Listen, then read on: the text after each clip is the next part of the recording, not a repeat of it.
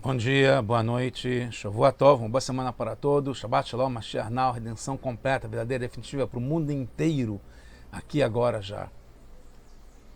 Para chegar lá, devemos entender a resposta para essa pergunta. Quando é ganha-ganha, win-win, como se diz na linguagem dos negócios, né? Como se tem em várias relações, né? Que tem dois lados, né?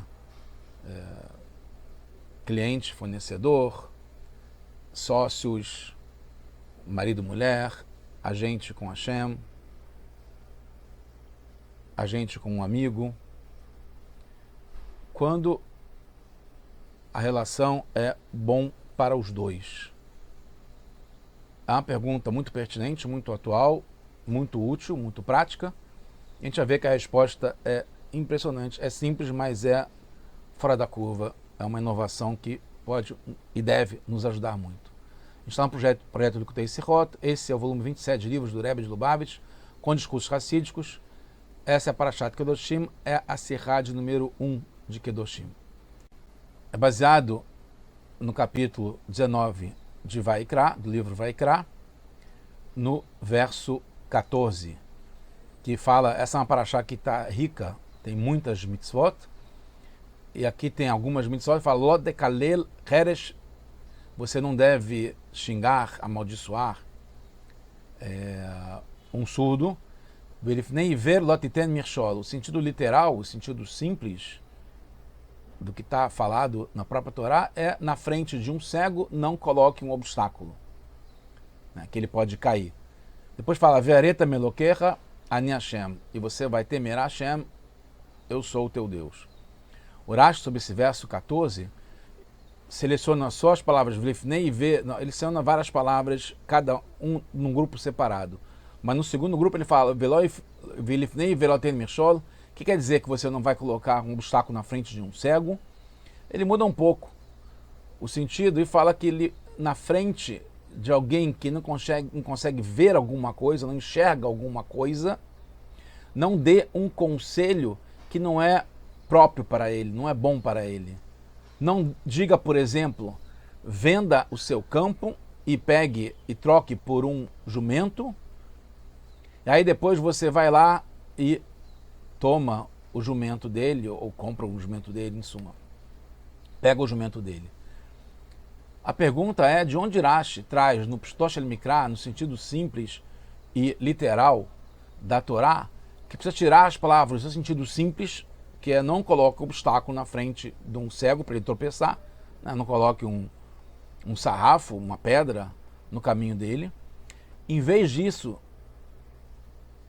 né, explicar, como eu falei, simplesmente não colocar um obstáculo na frente de quem não enxerga, Hazé Shalom, e explica que, a intenção da palavra cego é um cego num assunto de palavras, né, de coisas, e 2, significado de obstáculo são conselhos que não são bons para ele. O Mizrahi explica que é uma continuação da explicação anterior, quando fala Lok tekalel heresh, que você, o Rashi fala, quando não deve xingar um surdo, que não é só um surdo no sentido literal da palavra, né, alguém que não escuta, mas sim para qualquer tipo de pessoa. Quer dizer, assim como um surdo, ele está vivo, por mais que ele não vai ouvir o que você está xingando dele, mas ele está vivo. O fato de ele estar vivo já é o suficiente para não xingá-lo. Então qualquer pessoa que está viva, tá, já é suficiente para não ser amaldiçoado ou xingado. Então surdo não quer dizer surdo mesmo, então cego também. O Mizrahi explica que o Rashi vai no embalo e diz, não, cego não é também só um cego que não consegue enxergar, mas como surdo é somente um que não consegue ouvir. Mas essa explicação é difícil de aceitar completamente, como os próprios comentaristas perguntam. O Rashi não muda o entendimento simples de surdo, apenas acrescenta. Surdo não é só aquele que não escuta, mas todo aquele... Então ele acrescenta. Mas no caso do cego, o Rashi muda seu entendimento. Simples, né? De cego é só aquele que não consegue enxergar. Não, o cego não é só como um surdo, o cego é aquele que não consegue enxergar alguma coisa, não é enxergar o que está por trás de alguma coisa, não é só ver literalmente. Além disso, ainda não explica de onde Urashi tira que o obstáculo não é simplesmente uma pedra no caminho, por exemplo, mas sim de palavras, de conselhos que não são bons. Em princípio, deveria explicar como está no Talmud.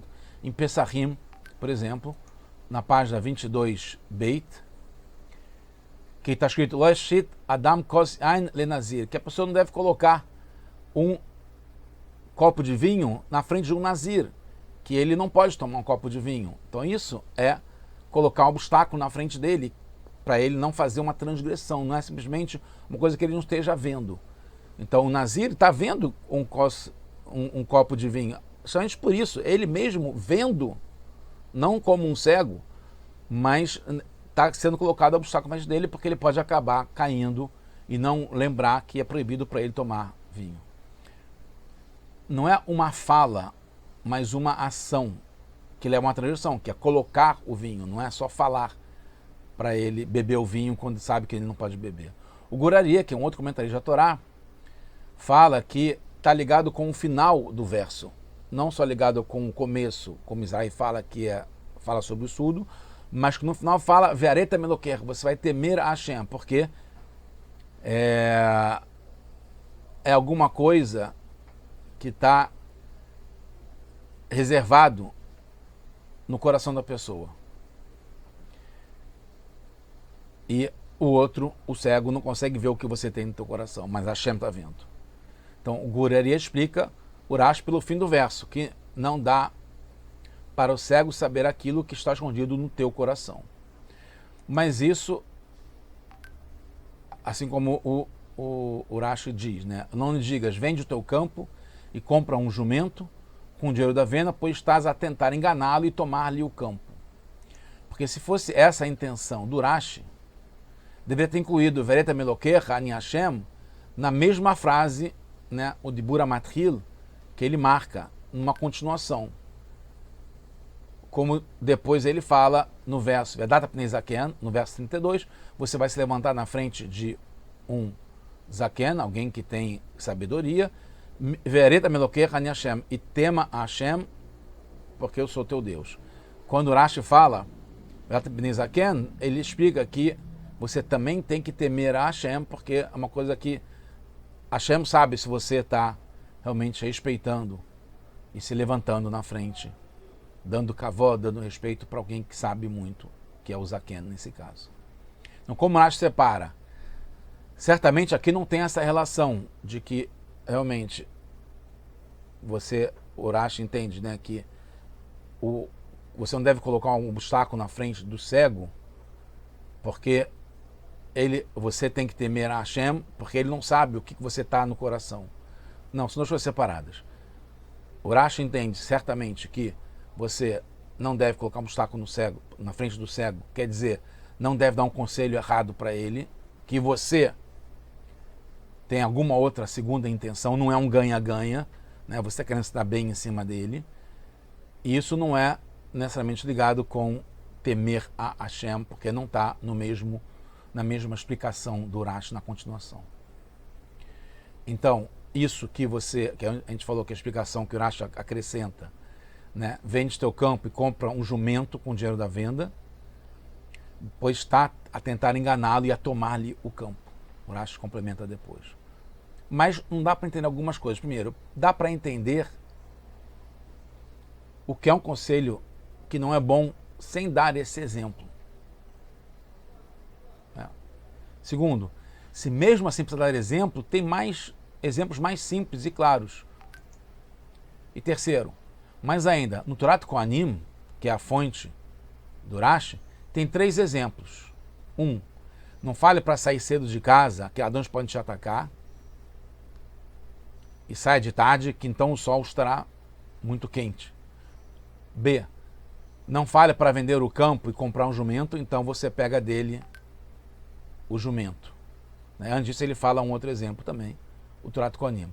Então os exemplos, o Urashi pega justamente esse último, que não fala para vender o campo. E porque o Urashi também traz um final, que acabará pegando dele o jumento, no sentido literal, que o conselho não é bom para ele, pois ele não está enxergando as coisas. Ter terra em vez de animal, é claro, sem precisar explicar, né, que está dando um conselho que não é bom, né, trocar terra para animal. É claro que terra é melhor. Poderíamos, com um esforço, explicar pelo verso da bênção de Yaakov, né, que ele dá para Issachar, que ele compara Issachar com um Hamor, né, porque um jumento tem qualidades em relação a uma terra. Porque um jumento aguenta uma carga muito forte, muito grande. Ele caminha de dia e de noite. Ele não dorme em casa, né? Quando ele descansa, ele encontra um lugar, né, no caminho ou perto da onde está tendo o comércio. Porque Ben Hamesh Mikra, um garoto de 5 anos que quer entender o sentido literal da Torá, pode entender sozinho que para sustento tem muito sentido um jumento em vez do campo. Porque no campo, geralmente a pessoa trabalha só de dia. Tem que ter um esforço muito grande do dono para arar, semear, colher, etc. E tem que ser durante o ano inteiro. Além disso, o jumento tem um resultado logo, ou pelo menos em pouco tempo, enquanto que no campo é só depois de muito tempo, né? Passar o ano inteiro, o ciclo inteiro da agricultura, etc. Então, um conselho no presente é bom. Por isso, Rashi completa que a intenção no conselho não é boa, pois no fundo quer tomar dele o campo. Mas não dá para entender, primeiro, novamente, o campo também tem vantagens, né? Como a gente falou, o campo é uma propriedade, é uma coisa fixa. Ele não morre como o jumento. Não precisa o dono circular e viajar sempre de lugar a lugar como o jumento. E os outros exemplos no Torá Kohanim, como não sair cedo, é um conselho ruim, né? Geralmente se fala, é bom você acordar, quem cedo madruga, Deus escuta, né? Atende quem cedo madruga, assim por diante. Só nesse caso tem sentido. B, principalmente se o conselho do jumento é bom, que diferença faz se depois quem dá o conselho irá comprar o jumento? Para o que não enxerga, isso não é um obstáculo. Para ele é bom no final. Ele vai ganhar com um jumento que trabalha dia e noite, etc. Tem um princípio na Torá que vale também no Pshat, no sentido literal, que quando uma lei aparece de novo, é para trazer uma inovação. Então, quando o Rashi explica agora não xingar um surdo, já teve antes em Shpatim, né, que fala Elokim lotekalev nasib emecha lotaor, não amaldiçoar em geral. Inclui também um surdo, mas aqui entra uma proibição nova. A Torá chama de novo a ideia de não amaldiçoar um surdo, não xingar, porque mesmo que ele não esteja ouvindo, não deve ser feita uma maldição ou um xingamento, assim para todo mundo que não está percebendo. Em princípio já tem antes sobre os prejuízos e danos que pode causar também, em geral, né? Como fala que quando alguém colocar um buraco e a pessoa cair no buraco, etc e tal, né? E a pessoa que fez o buraco vai ter que pagar para a pessoa, né? E assim por diante. Porque é proibido dizer algo que gere um prejuízo para alguém. Então já tem antes a ideia de que não tem que colocar um obstáculo na frente do cego, que não tem que dar um conselho que pode gerar prejuízo para a pessoa. Mas lá, no caso do buraco, né, não fala especificamente sobre o que é proibido ou permitido, mas fala sobre as compensações por causa de prejuízos causados para quem colocou um buraco nas vias públicas.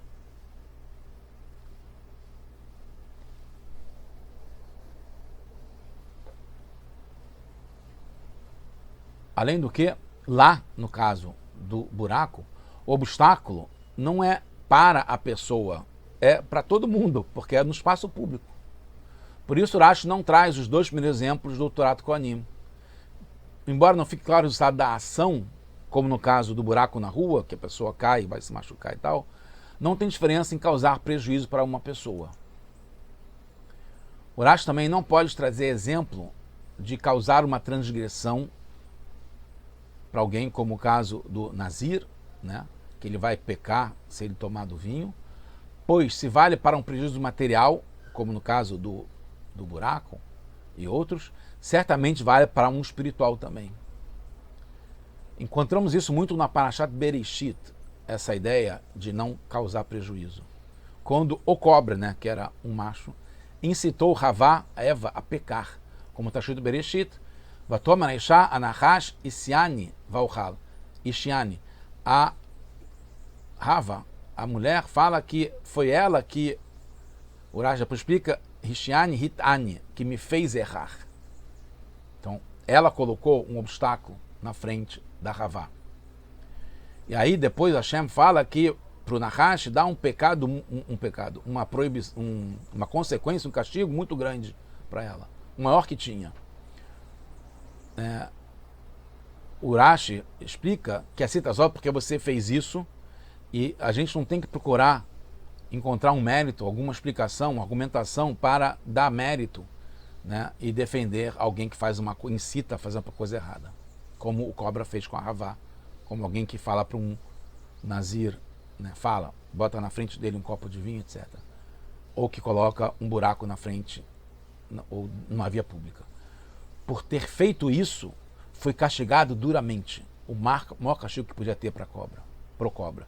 Entende então a gravidade de incitar a pecar ao ponto de nem procurar algum mérito e dar corda para a argumentação. Por isso, Rashi traz também o terceiro exemplo, que é onde percebemos melhor isso. Concluindo, ao acrescentar o Rashi que, pois está a tentar enganá-lo e a tomar-lhe o campo, Rashi enfatiza que o dano não é o que está causando ao cego, trocar um campo por um jumento, pois, como foi falado, não é certo que terá perda para aquele que recebeu o conselho. O ponto negativo é justamente com a pessoa que está no conselho se dar bem às custas do outro e não ser um ganha-ganha. Então, o ganha-ganha, a gente aprende o contrário. Como é um ganha-ganha? Quando você está pensando no que o outro vai ganhar, aí você ganha também. Quando você está pensando totalmente no que o outro pode obter e não que no fundo você tem uma segunda agenda, uma segunda intenção de querer se dar bem através disso. Mesmo que o outro ganhe também, mas você está querendo ganhar às custas dele, sem ter trabalhado para isso. A Torá inova aqui, no sentido literal, que não basta só não causar prejuízo para um cego. É proibido dar um conselho que não seja bom para ele. E ao dar um conselho, precisa pensar que só que seja bom para ele, para aquele que você está dando conselho. E não pensar no teu benefício próprio. O que o conselheiro pode ganhar para si com isso. Não deve pensar nisso. O obstáculo não é só ligado ao que causa, pois pode até ser que no fundo vai ser bom para ele. Tem que ser na pessoa própria. Que o conselho seja bom, o objetivo genuíno de pensar o cego, aquele que está do outro lado. Por isso, Rashi se prolonga explicando sobre termos temor a Hashem. Como neste caso não é dado ao ser humano saber, o Rashi explica, quando a gente tem que temer a Hashem, depois separadamente o Rashi explica que o ser humano não tem como saber a intenção da pessoa que está dando um conselho. Se ele está sendo enganado com isso. Não tem como saber. Se era para benefício da pessoa que está dando um conselho. E se era para prejuízo da pessoa que está recebendo o conselho. Assim a pessoa poderia se esquivar da responsabilidade àquele que está dando o conselho, dizendo, eu queria o melhor. Aí fala, não, tema a Hashem. Hashem sabe o que você está no coração. Então, de verdade, a pessoa tem que amar o outro como a si mesmo. Diferentemente do trato com Ani Murashi, não se importa se no fundo o conselho acabou sendo bom na prática para o outro. A questão é sobre a intenção do conselheiro, que não é o conselho. Tem que ter uma Ahavat Israel de verdade, um amor ao próximo de verdade, como a si mesmo, que ele ganhe de verdade quem está recebendo o conselho. Vemos até que ponto, terminando, deve ser um Ahavat Israel, que isso a gente vai trazer Mashiach agora, essa união, se entregar e investir no bem do próximo de verdade, como se fosse para você mesmo de verdade, e você vai ter união total e trazer Mashiach agora já.